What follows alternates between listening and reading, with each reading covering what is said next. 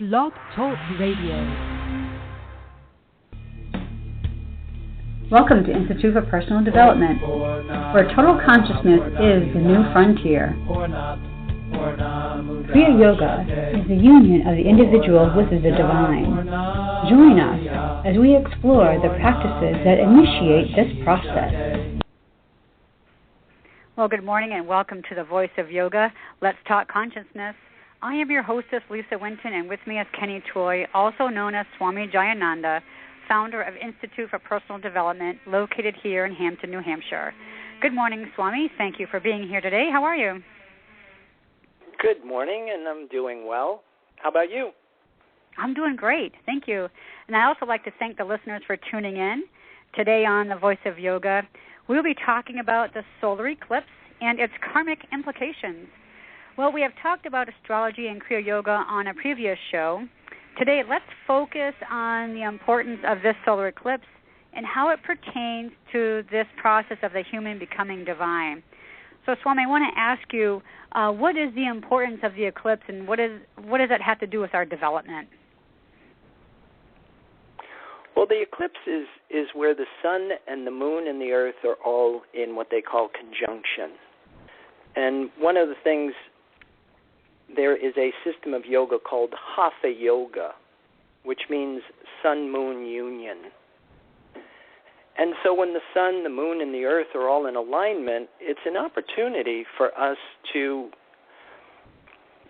align ourselves where matter, mind, and spirit are all in sync. And the significance of, any solar eclipse is that when you can plot that eclipse in an ephemeris, you can find the corresponding phases of the moon with that eclipse point, and they'll be on a 2-year, 2-month, and 28-day cycle. So with regard to the actual eclipse itself, and what we'll try and do is go over some of the dates that are pertinent to this particular eclipse, is that your first quarter phase of the moon is actually going to be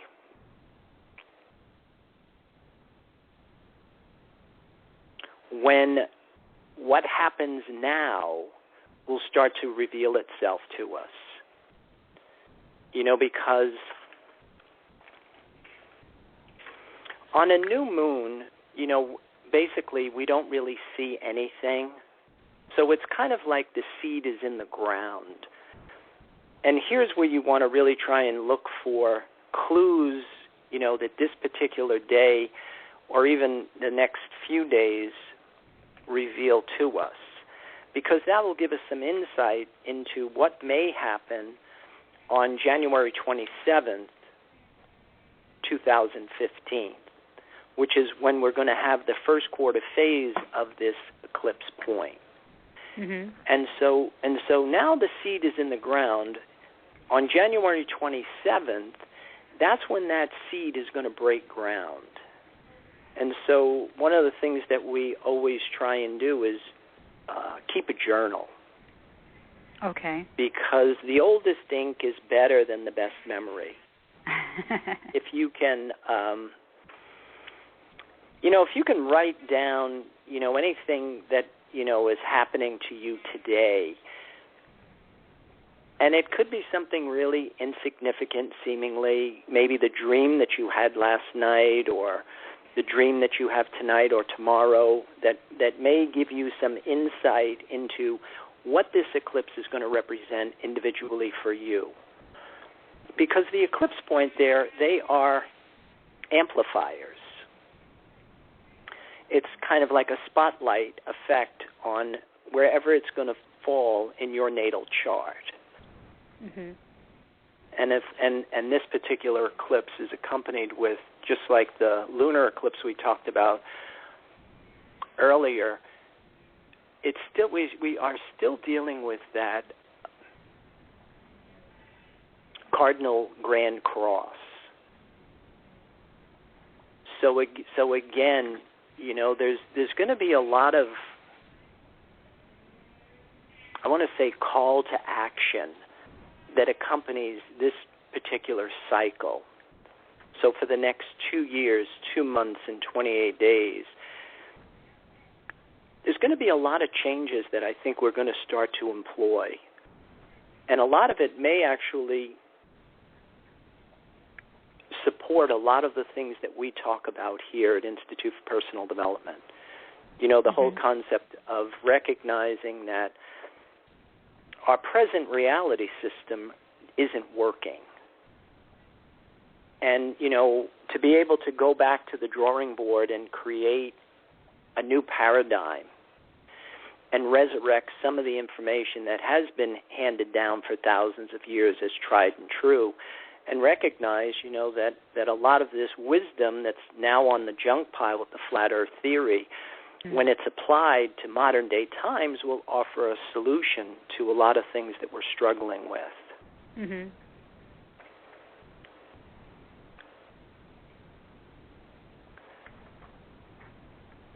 Well, what should a person do? So we know the eclipse is coming up soon. So how should a person prepare for it? I think someone who doesn't know much about astrology, how would a person go about getting the most out of this eclipse, you know, to develop their human potential? Well, again, like we say, I mean, the astrology provides you insight. If you do not have a metaphysical or a mystical system where you are developing your ability to throttle, regulate, and manage psychic energy, if you can't control your behavior or your appearance, insight can be very frustrating because you're underpowered and ill-equipped to handle it. But to prepare yourself, one of the things, you know, is to try and get more and more control of your ability to shape your reality, you know, to learn that we can develop this thing called willpower, that we can actually initiate this process in human development. And I think that might be something that this eclipse could possibly bring to the foreground, you know, the whole, because it is in Taurus. And Taurus is a lot about values, resources, money, but the major theme of Taurus is really the essence of desire. And that's one of the things that we do talk about a lot. You know, I mean, one of the things that you can start to look at is, what do I desire? You know, what are the things that I'm using to validate myself? Because it will give you clues into maybe how you can affect changes. And hopefully one of the things that the eclipse may bring about is maybe a greater understanding, you know, that there are distinctions between humans in the larvae state, humans in the chrysalis state, and humans in the adult state. And more, you know, having us learn that, you know, this aspiration to become a human in the adult state is our responsibility.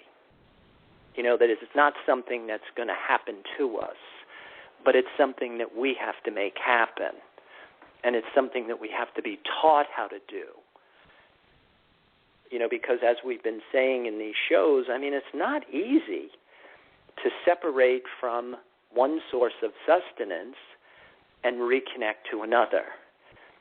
And without a game plan, without clear understanding of how all of these forces work, or even the simple fact that it is a requirement, you know, it becomes less likely for it to happen. So I think, you know, for as far as preparing yourself, one is you know, you start to educate yourself. You learn about this thing, becoming a human being. And a good starting point is just like what we say with yoga. You know, where do we start? Well, you start with skillful use of thought. You know the difference between a need and a want. You know, because that's the essence of our values. If you understand the importance of your essential needs, And maybe even on a simplistic level, if the revelation comes to you that the forces that are really important to you are intact, and you're able to recognize, that these forces are essential for your existence, and you feel connected to them, then something magical will start to happen to you. So one of it is maybe start to question your present lifestyle, and again, like, what do I desire? And then maybe go about figuring out how can I affect the changes that I'm trying to create. Did that answer your question? Or?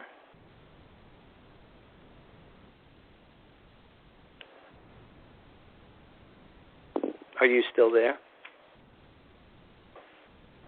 It would seem that what you're saying about my desires and how we think. So if we can change how we think, then that is obviously going to change our desires, which therefore is probably going to have an impact on any karmic implications that we had mentioned earlier.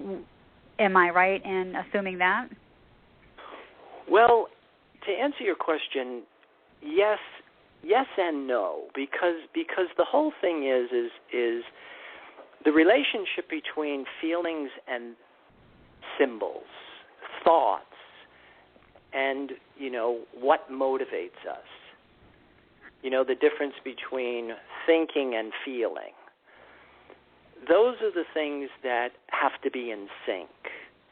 That just by changing the thoughts, it's not that hard for somebody to recognize the importance of breath. Intellectually, we can prove it. You can go down to the ocean and you can put your head underwater. But to get the change deep enough, to get the change into your physical body requires a methodology. It's like what we do in Kriya Yoga here.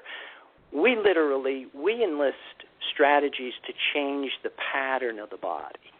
You change the reward circuits in the brain. Because if you just intellectually do this, then the change doesn't go deep enough. And your body is still going to long for whatever it is that you've recorded or internalized in it. So it's not quite that simple. I think a lot of people try and do it that way.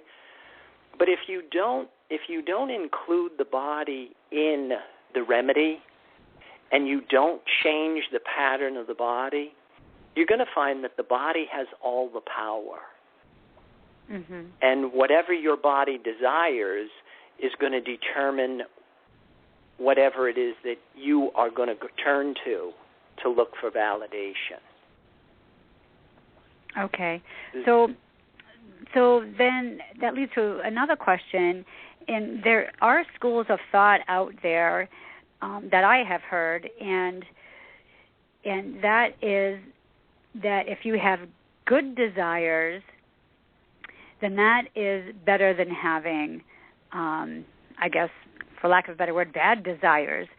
But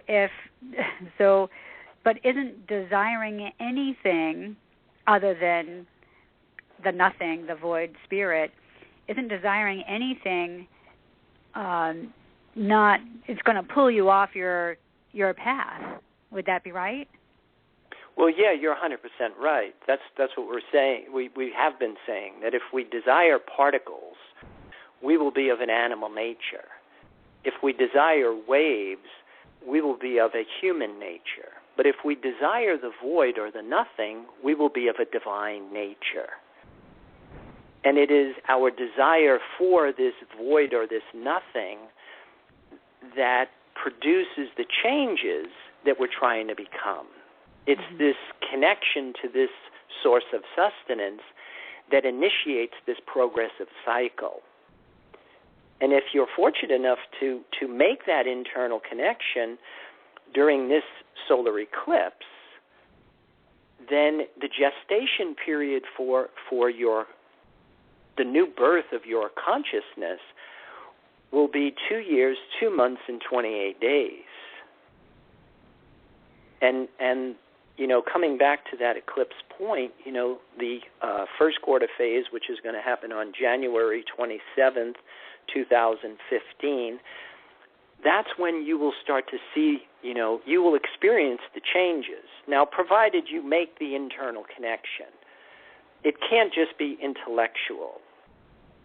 Positive growth of consciousness, this inner marriage, this inner union with the divine is very similar to, when somebody becomes pregnant. There's no such thing as being a little bit pregnant. Mm-hmm. You are either matter and mind have come together with this source of sustenance, or you're still drawing from a source of sustenance that is keeping your mind small. But if you can do it on the eclipse point, then you can actually plot it. And then the full moon phase, which is going to be on October 27th, 2015, that's when what's happening is going to be in full view. Because on the full moon, that's what you see is you see the whole moon. So everything will really start to become clear to you on October 27th. Then on July 26, 2016, that's when the cycle will be completed. That's when you will reach the third quarter phase of the moon. So when you're plotting an eclipse, you want to use that 2-year, 2-month, and 28-day cycle, but you also want to realize that, on the 29th, the seed is in the ground. On January 27th, that seed is going to break ground, and it'll be in view. Mm-hmm. And then on October 27, 2015, that's when it's going to be in full view to you. Mm-hmm.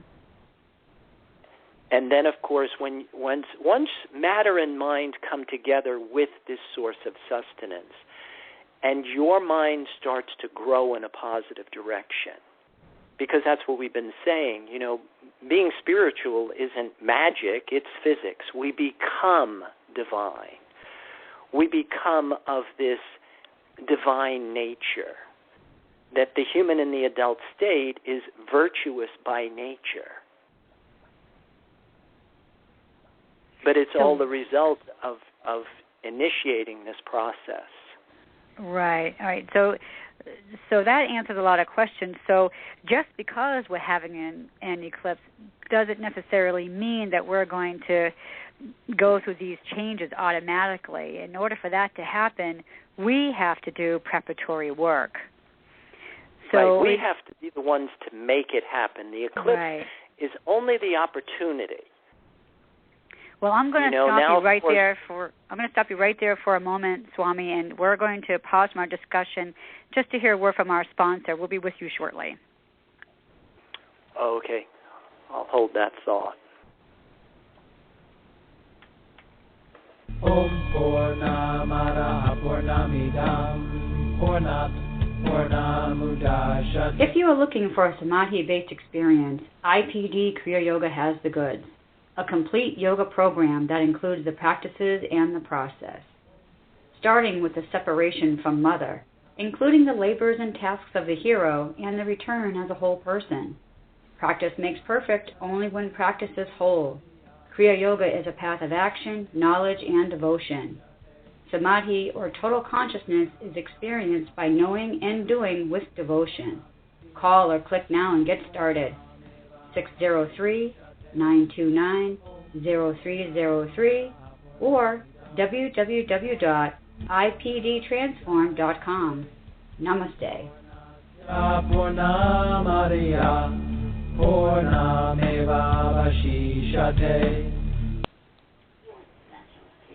Well, welcome back. For those of you just joining us, you are listening to The Voice of Yoga, and we are talking consciousness. And with me is Swami Jayananda. I'd like to get back to our conversation where we took a break from our sponsor, and we were talking about becoming divine using preparatory work with the solar eclipse. It doesn't just happen automatically. All right. So, Swami, if you could just pick up where we left off on that would be awesome. Well, exactly. I mean, that's one of the things that we always say, that in order for us to grow psychologically and spiritually, we have to make it happen, that it does not happen by itself. And that wisdom came down right from the alchemists, that they were the ones that discovered that we had the potential to chronologically age and psychologically, spiritually remain in this underdeveloped state. And that in order for us to grow, there had to be some tampering. There had to be a departure from instinct and appetite. And that's where initiation came into place. Mm-hmm. But somehow, collectively, globally, we seem to have lost touch with this process and the practices that initiate the process. I think and that's some of the that some is, of the I think, things what is missing is the fact that we don't have initiation process anymore. You want more? Correct. You want more? Now, there's somebody else on that joined us. I don't know if they're trying to ask a question or. Well, thank you for joining us. Did you have a question for Swami Jayananda? Hello. Hello. How are you this morning? Hi. Are you looking at charts or just giving information? No, we're just giving a little talk about the eclipse. Okay. Thank you. Oh, okay. Yeah, so coming back to like what we have been saying, I mean, those are the things that I think are missing. This whole thing of becoming divine, this process, and, just the potential that's there and not being able to access or utilize that energy at a given time oftentimes can be frustrating. Because if you're just passively waiting for it to happen, and, the eclipse comes and goes, the Grand Cross comes and goes, and nothing has happened, it's because, we haven't taken advantage of that biosphere of energy. So a big part of it is personal responsibility. And I'm sure a huge awareness of that as well. You have to have an awareness that it's even out there as a tool to use. Right. Mm. And it's kind of like, if you were in a desert, and you had a map, and there were no roads, but, you had this map, but you didn't know where you were. It's like, where do we start? And that's where I find us to be globally, collectively, spiritually. Like we don't have any starting points. We don't have any direction that we're going in. And so that's one of the things that I think, we bring to the table. That the starting point is we have to change how we think. We have to change our values. And we have to go back to a resource-based economy.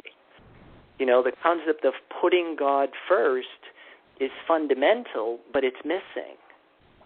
And again, it's now we think God is a belief instead of the force right now that supports our lives. And that's what we try and do is at least have a starting point.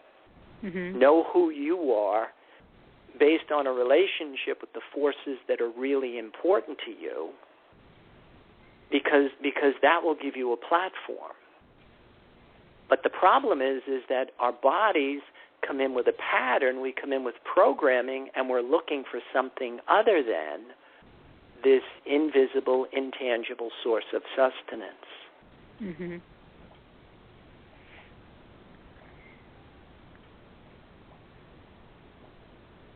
So what we want to do, like you said earlier, the preparatory work, let's just kind of just review that for our listeners. So to prepare for this eclipse, your feeling on what they should do first. Well, one of the things is like we had said is self-inspection. Like, what do I desire? It's a good starting point, because if your body is longing for a Starbucks, if your body is longing for a candy bar, a piece of chocolate, if your body is longing for a text, then chances are that you are disconnected from something that's invisible, intangible, this secret source of sustenance. Now, once you recognize that you're drawing from something other than, this truth and wholeness, then, it's your responsibility to make the change. Mm-hmm. And then, like what we have been saying, is find yourself a good metaphysical system. Find yourself something that will educate you in how to separate from what it is that you are desiring now, because, it's going to be productive of problems. If you want solution to those problems, then you're going to have to effect a change, which means that you're going to have to start to prepare your body for this change. And one of the best ways to do that is, one of the things we said is our bodies are like monkeys. And a monkey won't let go of one branch unless it has another branch in the other hand. Right. Great analogy. So, turning to breath more as a symbol for validation, getting this other branch in your other hand, working with your number 2 life-sustaining force, right? Breath is invisible, but it's tangible. We can hold our breath and put ourselves in a real life-threatening situation. But once you start to elevate breath to a position of importance that it warrants in your value system, you're changing your thoughts. You're changing your values. And then, of course, if at some point you decide that you want to purify your body, then you can get it in. Right. And then when matter and mind come together with this other energy field, then the panel's wired. Right. And then, of course, you initiate this progressive cycle. And I think that we want to let our listeners know, we just had that caller, and I want to just remind our listeners that if they want to use the charts, to assist them on this journey, to become divine, that you do offer consultations with the charts for them, specifically their natal charts, birth charts, charts right now. So you do offer that service. And if anybody does want to contact you, you can contact us, visit the website. You can follow Swami Jayananda on Pinterest, on Twitter, on Facebook. So we encourage all of our listeners to keep those comments and questions and curiosities coming. And we do enjoy hearing from you, and Swami will certainly answer your questions. But before we close, any final thoughts or comments on the upcoming eclipse? Well, just like what we were saying, just try and pay attention, recognize that, the actual eclipse itself may not have, any type of epiphany, but, whatever external events, circumstances that do come into place will start to come into fruition with the other dates that we gave. Awesome. Well, thank you so much for that. And I want to remind our listeners to be sure to join us next week. We are going to be introducing the Oracle and the Delphi, which is Know Thyself and Nothing in Excess, with the TLC Labyrinth. Well, thank you for listening to our program today on The Voice of Yoga. I am Lisa Winton. With me is Swami Jayananda. We'll be signing off. Have a wonderful Kriya Yoga kind of day. Namaste. Namaste.